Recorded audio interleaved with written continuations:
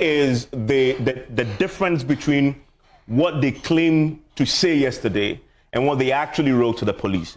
And for me, if you read in between the lines, between the justification they were offering at the press conference and the media interviews and the actual document, it betrays a certain deception, a certain grand deception on the back of these individuals leading this very noble group.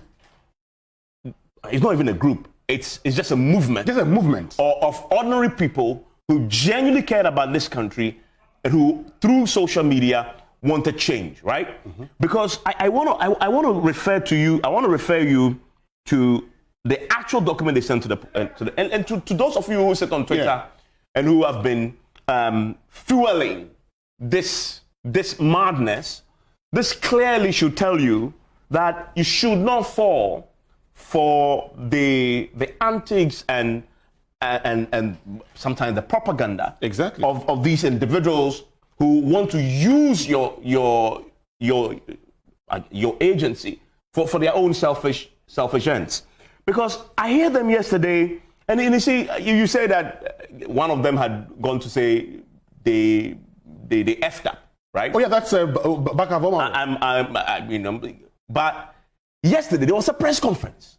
Yes. So at what point did he realize? At this press conference, they were justifying this demand to show up at the demonstration with weapons. They were justifying it yesterday, insisting that it was their right. This was around in the mid-afternoon. So at what point did they realize that there was a mistake, that it was an error? This is deliberate. Somebody sat down, crafted a 4-page letter to the police, researched on the law, right? Backed their position with the law, and wrote to the police about this. They didn't only do that, and the police did a good thing. And by the way, look, let me applaud the IGP and let me applaud the police for nipping this in the bud, calling them out, because that's if the police had not done this and leaked this, well, and issued a statement about this, the notice they'd have given to the police would have expired. The June 4 date would have come, and only God knows what would have happened on the day, right?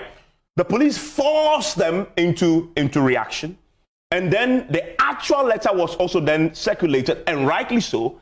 Then we all started wondering what in God's name was happening here. So read this. Let me read this to you. Oh, no, pay attention to this. You've heard them say a few things that the letter they actually wrote and signed by, and these are the 3 people we are talking about. So I really hesitate to say this is Fix the Country. And I implore all right-thinking members on social media who backed Fix the Country, and I support Fix the Country, I should do in its purest organic sense, not the work of these 3 individuals. And these are the people who organized this. 3 people. And I insist this is not Fix the Country. Okay, Teche Frifa Mensah, Captain Gosbring Smart, Benjamin Dako, right? Lawyer for the organizers. I'm quoting from the letter that went to the police. Lawyer for the organizers, Oliver Bakavoma. These 3 individuals sat down and wrote this on behalf of thousands and millions possibly on Twitter. And they said, they argued subsequent to this at the press conference and the media interviews that they were going to hire a private security company. That's what they told us. And so you think maybe there's a law that covers that. Why? We already have private security providing security for companies like ours. And so maybe it's okay. But when you read, they are actually telling the police that it is not only private security they're going to bring, that they are going to come there with demonstrators, individual demonstrators, who will also be armed. Think about it. Let me read you. Don't take my word. Read it. What they wrote. They say here. We will bring our own security company to provide protection to demonstrators. So that's one. That's what they've told you. But what they didn't tell you is a line after that. All weapons held by demonstrators. All weapons held by demonstrators. So, writing to the police, we're telling the police that, yes, demonstrators, individual demonstrators, including Okateche, Captain Smart, Benjamin Dako, Oliver Bakavomawa, so, well, now there are 4 of them, can come to the protest with weapons, and they justified. So all weapons held by the demonstrators or by the contractor security personnel. So now you're paying attention to this. They've consistently told us that it was only private security.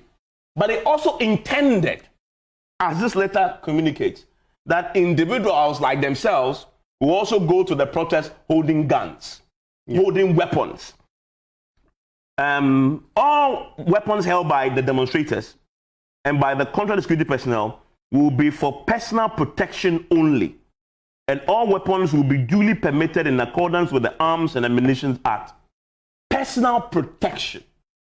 You're going to a public event to hold a demonstration, and with the history of demonstrations, and the Public Order Act anticipates that because it's a mass event, regardless of the good intentions of the leaders, there could be individuals in that who could come with their own motive, right?